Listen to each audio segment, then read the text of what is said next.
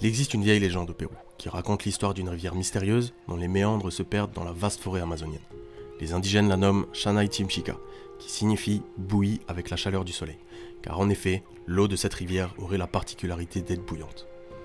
Notre histoire commence avec un certain André Rousseau, géologue péruvien qui a été bercé durant son enfance par la légende de l'Eldorado. Et l'un des détails de cette histoire qui le marqua faisait justement état d'une rivière bouillonnante. C'est 12 ans plus tard, travaillant sur son doctorat, que cette partie de la légende lui revint à la mémoire.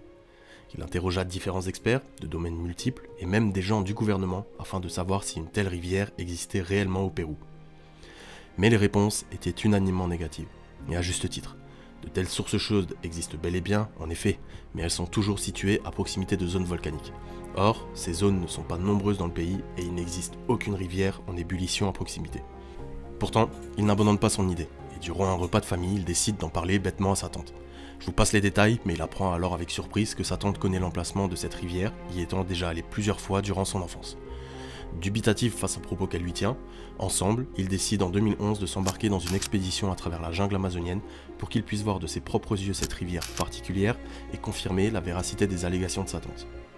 Il va sans dire que si je fais cette vidéo, c'est que cette rivière existe véritablement et n'est plus aujourd'hui considérée comme un simple mythe. D'ailleurs, l'eau n'y est pas réellement en ébullition, puisqu'elle n'atteint pas la température de 100 degrés. Mais on observe tout de même une température moyenne de 86 degrés Celsius, voire 98 degrés pour le plus haut relevé effectué.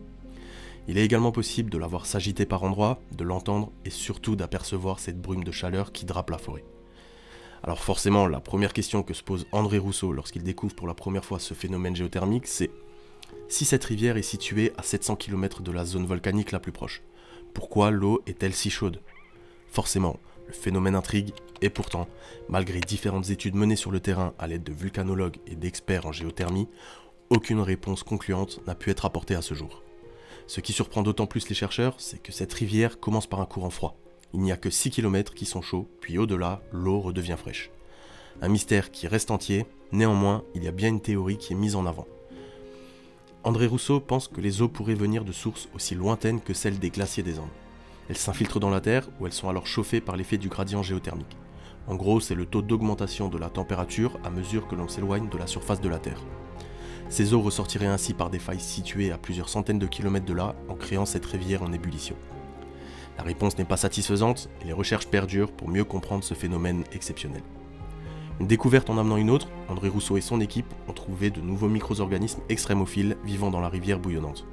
Difficile à imaginer quand on sait que le simple fait de mettre notre main dans l'eau nous brûlerait au 3e degré en quelques secondes. D'ailleurs, de nombreux animaux sont souvent retrouvés morts dans ces eaux, d'après André Rousseau. Il en a vu plusieurs se faire happer par l'eau bouillante et il rapporte que le processus est toujours le même. La première chose à partir, ce sont les yeux, dit-il. Puis le reste du corps cuit rapidement, prenant une couleur blanc laiteux. L'animal est alors emporté par le courant, il essaye de nager, mais en vain, car la viande est en train de cuire sur ses os à cause de la chaleur intense. Il perd alors ses forces, l'eau chaude pénètre dans sa bouche et il finit par cuire de l'intérieur. Vous voilà averti, si vous prenez l'idée un jour de piquer une tête dans cette rivière, mieux vaut attendre une forte pluie qui viendra rafraîchir l'eau pour être sûr de ne pas y laisser un bout de viande.